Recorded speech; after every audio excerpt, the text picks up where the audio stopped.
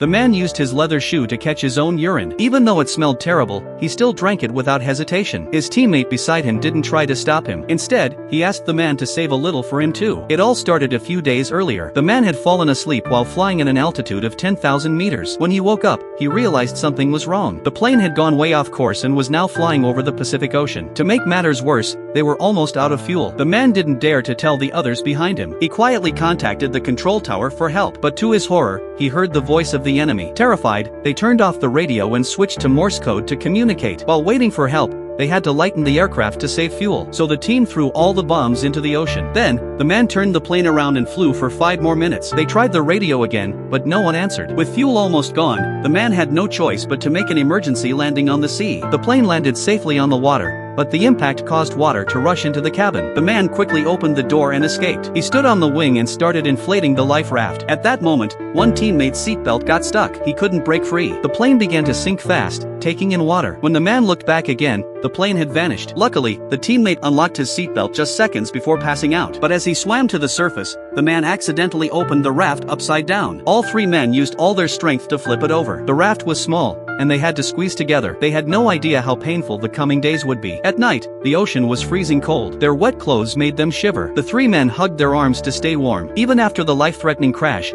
2 of them still managed to sleep through the night. In the morning, they even played games and stayed cheerful. They believed a rescue plane would find them soon. But the man stayed awake, staring at the sea all night. He didn't want to miss a single chance to call for help. Just as they began to lose hope, one teammate saw a small black dot. As it grew larger, they realized it was one of their own planes. They were thrilled and thought they were finally saved. But the man, with more experience, took one look and knew the plane was low on fuel. It might have to turn back at any moment. Still, they didn't want to give up. They waved their clothes in the air, hoping the plane would notice them. But just as the man feared, the plane never saw them. It turned and flew away. They watched it disappear into the distance and felt hopeless again. That was when they truly realized they had no food and no water. How could they survive in the middle of the Pacific? When it seemed like the end, the man suddenly shouted. Then he pulled a pencil from his chest pocket. With that pencil, he could calculate a navigation chart. He quickly drew lines of latitude and longitude on the raft. Using the position tracker, he estimated their current location. If they drifted southwest, they could reach land. At last, they smiled for the first time in days. There was still hope to survive.